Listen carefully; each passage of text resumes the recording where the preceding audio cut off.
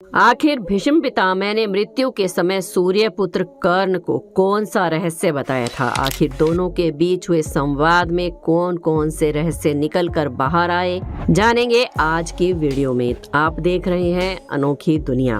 Video में आगे बढ़ने से पहले जल्दी से हमारे चैनल अनोखी दुनिया को सब्सक्राइब कर लें और बेल आइकन को प्रेस करना बिल्कुल न भूलें। महाभारत के युद्ध में जब भीष्म पितामह बाणों की शैया पर पड़े थे, तब एक एक करके सारे योद्धा, पांडव और कौरव सभी भीष्म पितामह से मिलने के लिए आए। उसके बाद कर्ण अकेले ही भीष्म पितामह से मिलने पहुंचे और उनसे रहस्यमय संवाद किया। महाभारत के भीष्म पर्व अध्याय 122 के अनुसार जब भीष्म पितामह बाणों की शैया पर लेटे थे, तो ये सुनकर कर्ण के मन में भी कुछ भय समा गया। वो बहुत ही उतावलेपन के साथ उनके पास आए। उन्हें इस प्रकार दर्द और पीड़ा में देखकर कर्ण की आंखों से आंसू छलक गए और बोले, हे गुरु श्रेष्ठ, मैं वही राधा नंदन कर्ण हूँ जो आपकी आंखों में हमेशा गड़ा रहता था और जिसे आप हमेशा ही द्वेष दृष्टि से देखा करते थे। उसकी बातों को सुनकर भीष्म पितामह ने धीरे से आंखों को खोलकर देखा और उस स्थान को एकांत कर पहरेदारों को दूर हटा दिया। फिर अपने हाथों से कर्ण को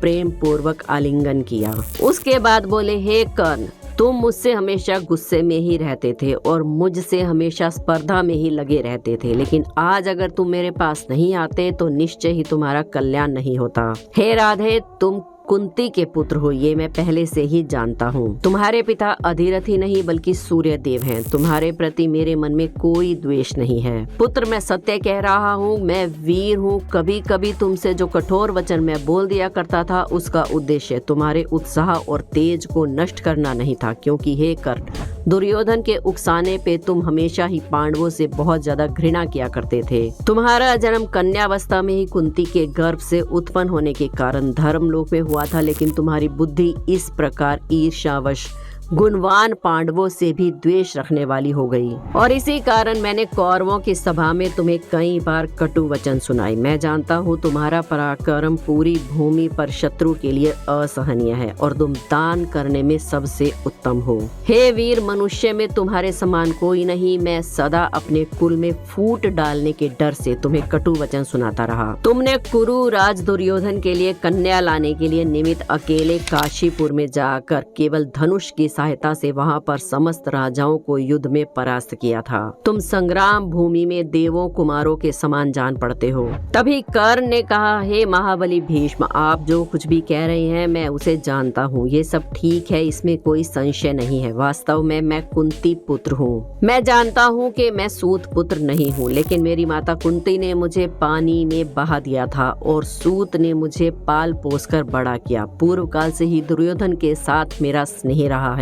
दुर्योधन से मैंने ये प्रतिज्ञा ली थी कि तुम्हारा जो कार्य होगा वो मैं पूरा करूंगा। दुर्योधन का ऐश्वर्य भोग कर मैं उसे निष्फल नहीं कर सकता था। जैसे वासुदेव नंदन पांडव पुत्र अर्जुन की सहायता के लिए खड़े हैं, उसी प्रकार मैंने भी धन, शरीर और पुत्री यक्ष से सब कुछ दुर्योधन के लिए निछावर कर दिया है। पांडवों के साथ हम लोगों का बैर अब अत्यंत भयंकर हो गया है। अब इसे दूर नहीं किया जा सकता, इसलिए अब इस युद्ध को भी टाला नहीं जा सकता। मैं अपने धर्म के अनुसार प्रसन्नचित होकर अर्जुन के साथ युद्ध करूंगा। हे पितामह, मेरा विश्वास है कि अगर आप मुझे विजयी होने का आशीर्वाद दें तो मैं इस युद्ध में अर्जुन को हरा सकता हूँ। और यदि मैंने क्रोध या आवेग में आकर किसी भी कारण से आपको कुछ कटु वचन कहे हो तो उसके लिए मुझे क्षमा कीजिए। भीष्म पितामह ने कहा कि हे कर्ण, अगर ये बैर अब नहीं छूट सकता तो मैं तुम्हें आज्ञा देता हूँ कि तुम हार या जीत के लिए युद्ध भूमि में मत जाओ। तुम वीर हो, पराक्रमी हो और सिर्फ स्वर्ग की इच्छा के लिए ही युद्ध करो।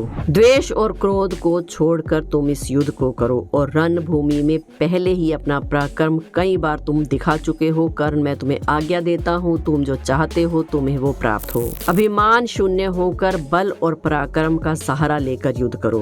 भीष्म पितामह से आज्ञा लेकर कर्ण अगले दिन युद्ध भूमि में उतरे, लेकिन कुरुक्षेत्र के महाभारत के युद्ध में इससे पहले कर्ण नहीं गए थे, क्योंकि कर्ण ने प्रतिज्ञा ली थी कि जब तक भीष्म पितामह जिंदा है वो इस युद्ध में हिस्सा नहीं लेंगे। अब आप सोच रहे होंगे कि आखिर कर्ण ने ऐसी प्रतिज्ञा क्यों ली थी। दरअसल महाभारत के युद्ध में दुर्योधन भीष्म से अपने सभी महान योद्धा जो कि उनकी ओर से युद्ध करने आए थे उनके बारे में जानने के लिए निवेदन करता है। तब भीष्म उन सभी योद्धाओं का वर्णन करते करते कर्ण पर आपेक्ष लगाना शुरू कर देते हैं। भीष्म कहते हैं, हे दुर्योधन, ये जो तुम्हारा प्रिय सखा है ये हमेशा ही पांडवों से युद्ध करने के लिए अति उत्सुक रहता है। मेरी नजर में ये बड़ा ही कटुभाषी और आत्म प्रशंसक है। ये सदा ही अपनी महानता सुनना चाहता है। जिस तरह तुम कर्ण से मित्रता करते हो और उसकी हर इच्छा मानते हो, ऐसा प्रतीत होता है कि कर्ण तुम्हारा मंत्री, नेता, सलाहकार और बंधु सब कुछ बना हुआ है।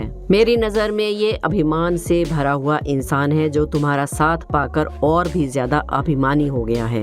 युद्ध भूमि में ना तो ये रथी है और ना ही महारथी। इस पर दुर्योधन पूछते हैं कि आप कर्ण को महारथी क्यों नहीं मानते। तब भीष्म पितामह कहते हैं कि ये दूसरों के प्रति बड़ी ही घृणा और ईर्ष्या का भाव रखता है। ये अपने दिव्य कवच और कुंडल से विहीन हो चुका है, जिससे ये संपूर्ण अपनी शक्ति भी खो चुका है। इसीलिए मैं इसे रथी नहीं मानता। और परशुराम जी के अभिशाप के कारण इसके अनेक दिव्य अस्त्र शस्त्र भी क्षीण हो चुके हैं और मेरी नजर में दिव्य अस्त्रों से विहीन एक योद्धा युद्ध क्षेत्र में महारथी नहीं कहा जा सकता। तभी वहाँ उपस्थित द्रोणाचार्य बोलते हैं, आप बिल्कुल ठीक बोल रहे हैं। कर्ण स्वभाव से दयालु तो हैं, पर मेरी नजर में ये अर्धरथी ही हैं। जब पांडव वनवास में थे तो दुर्योधन अनेक योद्धाओं और कर्ण के साथ अपनी श्रेष्ठता दिखाने उन्हें वहां गया था। तब ये लोग एक सरोवर में गंधर्वों के साथ उलझ गए। गंधर्वों ने सबसे पहले कर्ण को ही पराजित किया था। तब पूरी सेना विकर्ण के रथ पर बैठकर पीठ दिखाकर भाग खड़ी हुई। गंधर्वों ने दुर्योधन के साथ कर्ण को भी बंदी बना लिया था। तब पांडवों ने ही गंधर्वों से इन लोगों को मुक्त करवाया था। अपने बारे में इतना कुछ सुनकर कर्ण क्रोधित हो गए और क्रोध में भीष्म पितामह से बोले कि हे पितामह, मैंने आज तक आपका कोई अहित नहीं किया है, फिर भी आप अपने कटु वचनों से हमेशा मुझे चोट पहुंचाते हैं। लेकिन मैं अपने मित्र की मित्रता के कारण सब कुछ चुपचाप सहन कर लेता हूँ। मैं समझता हूँ कि आप सदा ही कौरवों के अहित और पांडवों के हित के बारे में सोचते हैं, लेकिन मेरा मित्र दुर्योधन मेरी इस बात को नहीं समझता। फिर कर्ण भीष्म पितामह को कटु वचन बोलते हुए कहते हैं कि केवल बड़ा हो जाने से या बाल पक जाने से, अधिक धन इकट्ठा कर लेने से या बहुत सारे साथियों का या महारथियों का साथ हो जाने से कोई बड़ा नहीं होता। क्षत्रिय जाति में जो अधिक बलवान है वो श्रेष्ठ है। ब्राह्मणों में जो वेदों के गहरा ज्ञान जानते हैं वो श्रेष्ठ है।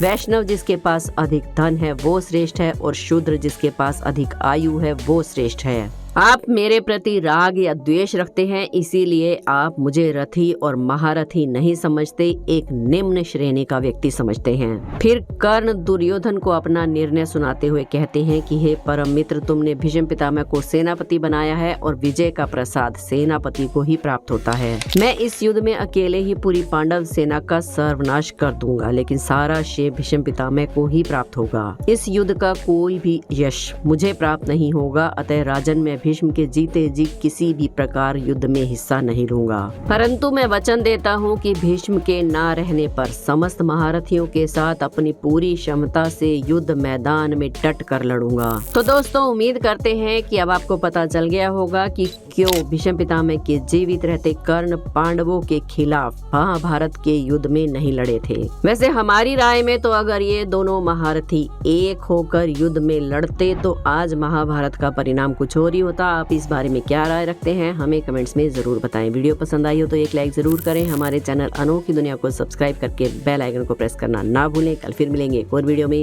जय श्री कृष्णा।